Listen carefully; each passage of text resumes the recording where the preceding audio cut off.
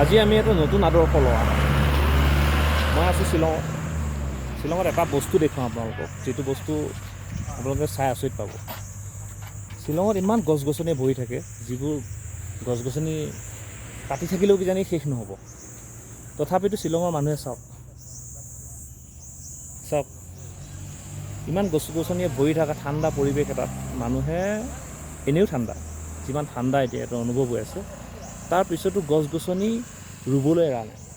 আপোনালোকে চাওক, পূৰা শাৰী শাৰীকৈ গছ গছনি ৰুই আছে।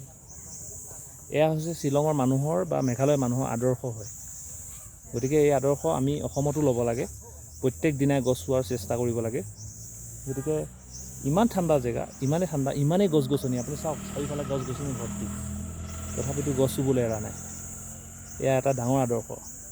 জুবিন দাই সঁচা কথা কৈ গৈছিল যে যেতিয়া সেইটো মেঘালয় মানুহে জানে যে যিমান গছ ৰুব সিমান প্ৰকৃতি সংৰক্ষণ কৰিব, যিমান প্ৰকৃতি সংৰক্ষণ কৰিব সিমান দিন মানুহ জীয়াই থাকিব।